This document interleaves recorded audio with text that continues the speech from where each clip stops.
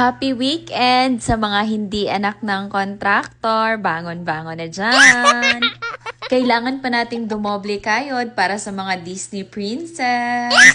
At dahil alipin tayo ng salapi, syempre magluluto ulit tayo ng ating pastil in a jar. Need na nga raw naming mag-restock sa whatever, kaya naman for the luto tayo ngayon. Pero okay lang, kahit mapagod tayo for today's video, at least talaga namang pinaghirapan ko. Hindi tulad ng iba dyan, lustay ng pera, pero pinaghirapan ng sambayan ng Pilipino. Mahiya naman kayo.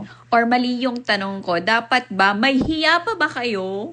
Ang dami-daming naghihirap na Pilipino, nakukuha pa naming maglampungan. Charot. Ito yung sikreto bakit masarap yung niluluto namin. It is always cooked with love. Pero mabalik tayo sa issue. Nakakahiya na ba masyado kaya nag-deactivate kayo? Pero nung hindi pa nahuhuli, panay flex kayo. 750,000 na dinner sa Grand Hyatt Hotel. Wow! Mabuti naman at nasisikmuran yung lunukin yan at nakuha nyo pang ang ipagyabang. Sana lang talaga at the end of the day may managot. Kasi ang pangit naman na harap-harapan na tayong niloloko tapos ang ending maaabswelto. Ano yun? Ipakita nyo naman na may ngipin ang batas ninyo. Talaga namang nag-iinit ang ulo ko sa issue na to. Anyways, if nasa Davao ka lang, located nga pala ang whatever sa Bonifacio Street. Ang landmark niya is ang UM Bolton. So if you happen to pass by, please, mag-buy kayo guys. Kaka-restock lang namin ang ating pastil in a jar. Support small business, hindi yung mga business ng crocodiles. Charot. Marami rin naman palang nepo babies dito somewhere in Mindanao, hindi sa Davao City. Nakakatakot lang is fluke, baka mabaril kami. Charis, bye!